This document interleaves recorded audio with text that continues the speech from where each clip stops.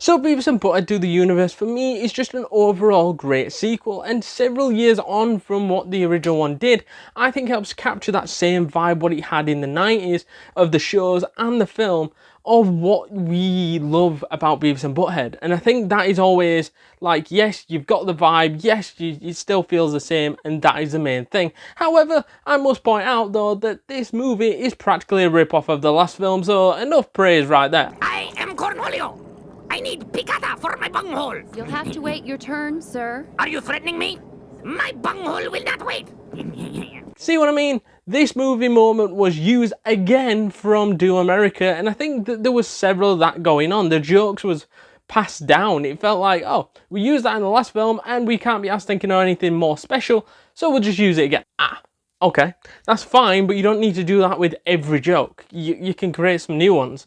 But then again, I think I'm hating on this film a little bit too much there because I still think it was a solid movie and brought in new features like time travel, for instance. That had never been done, I don't think, in Beavis and Butt-Head, obviously not the film, but in the TV show as well. And I think it was interesting doing that, fast forward it in time, 2022, because there's not much else you could have done in the 90s. I think they did run out of ideas, that's why they stopped Beavis and Butt-Head. I could be wrong, but it feels like if they made another sequel now of on the back of Do the Universe, I think they would have the same problem as they did back in the 90s. They would run out of ideas, but they had a genuine idea of the story when they moved into 2022 in this particular fashion. As when they moved into 2022, you had that new concept of you've got mobile phones, you've got new tellies, you've got new stuff, the way you can order stuff, and this is what Beavis and Butt-Head was playing around with, and everything seems like it's changed.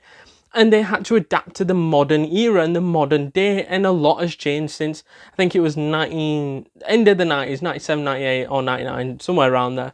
And I think now, in the modern day, they have to then adapt to that, and I think that was the best part of the film. Although I do believe this movie worked, and we have shown its flaws, I do believe that the main thing, the story, actually was probably the best part about this film, of the two, starting back in the late 90s after Do America, and they're at the school, and they accidentally set the school afire, fucking around.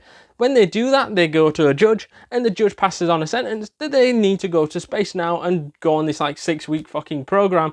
And that is the weirdest fucking sentence possible. Imagine this, you cause arson to a fucking school, you burn the shit down, and then you legit go, you're going to space. Those two things, in my opinion, just don't go together. It's not fucking cheese and fucking wine, this shit. This is like, oh my god, you've just put fucking two things that should never go together, and you could only see that in animation movies. Imagine that in real life though. That'd be pretty fucking weird. However, when they join the space school, it is interesting watching these two play around and seeing what they're going to be fucking doing in the space school, because we know they're not fucking interested in space. And then they start fucking around with something that resembles having sex. They get told by Serena, do you want to do that in space? And they suddenly think, oh, she wants us to fuck her in space, and that's what they have in their mind. So then throughout the film, they just think they're gonna score, and that sets the whole movie onto a trend, because then when they go up in space, they just start fucking around, they fail the mission, and they have this idea in their head that they're gonna score. So every little thing that Serena says after that point seems to lead on to the fact that they're gonna score and that they're gonna have sex with her and the rest of it. So that's why the mission goes to pot, as you would say, as they have it in their heads that that's the thing they're going to space to do. Anyways, they end up getting blasted into a black hole after Serena basically goes, fuck this shit, they've failed the mission, they've just destroyed a fucking station in space, and then basically she was going to sacrifice her life, and then they basically start fucking around, so she goes, fuck this shit, and then bats them off, and then they fly into a black hole, sending them to 2022, and Serena at this point thinks she killed two people, whereas in fact, they just got transported in time travelled to 2022. And I think this was an interesting concept, because then these two different entities, one was in 2022 trying to adapt to the modern day and trying to find Serena so that they can score. But then on this side, you've got Serena, who is trying to track down the two boys because she knows they have returned back to Earth in 2022, as she's seen pictures flying around, and she wants to go and kill the two before they spread the word out that she tried to kill the two. So they're both going to meet in the middle, but that takes all the film to meet in the middle to try to get to the point that they're trying to get to. But I think it's a very interesting story because one wants to kill them, one wants to shag them. It's a very interesting concept, let's be honest. And I think it is a great story that, even though it does sound pretty familiar, let's be honest. Yeah, we'll do your wife. No, I want to watch TV. Damn it, Beavis, you butt munch. This guy wants us to score with his wife. Blatant rip-off, if you ask me. I do think something that didn't work as well was the fact of the alternate versions of Beavis and Butt-Head that popped up in 2022 several times saying, you need to go back, you need to go through this portal at this point and whatever. It just felt like a wasted part in the film of these scenes that are in there. I think you could have taken all those out and the film would have made 100% sense. The ending might needed to be switched up a little bit, but I think it just didn't feel necessary to be in the film.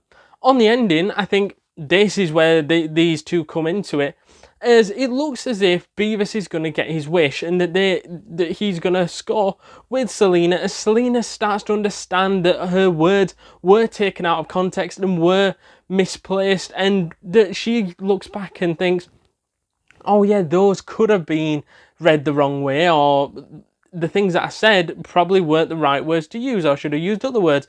But then it looked like as if she understood and the reasons why the two had led on. So in a sort of wager to keep shush about everything, she was going to be willing to have sex with Beavis. However, then the alternate versions come into the portal, and Butthead from the alternate universe proposes that she could come back with him and that they could go to an alternate reality, see everything in the alternate reality, which seemed more appealing to Selena, and she takes that offer instead, leaving Beavis and Butthead alone in 2022, still not scored if you like, and they just go back to their normal house, but in 2022.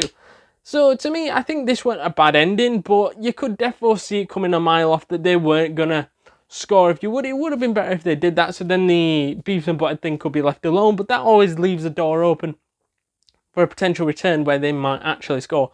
But, you know, I wouldn't want to see another sequel because I think that the ideas have sort of dried out, in my opinion, and I don't know where else you could go with this. Before we jump back into this video, guys, please do us a massive favour and smash that subscribe button because you do not want to miss a thing this week, next week, and the week after, because we've got tons and tons of content planned for you guys, and you can do us a massive favour by smashing that subscribe button, joining the community, getting updates to all the latest videos from the YouTube shorts to the actual videos. It is well worth it, completely free, and you will not regret it. So to summarise, Beavis and Butt-Head Do the Universe. For me, I think this is a 7 out of 10 and a great film. Let us know your thoughts down in the comments down below. Good, bad, terrible, amazing. Let us know all that jazz down in the comments down below. And if you're still into more Beavis and Butt-Head content, check out our movie review right now of Beavis and Butt-Head Do America.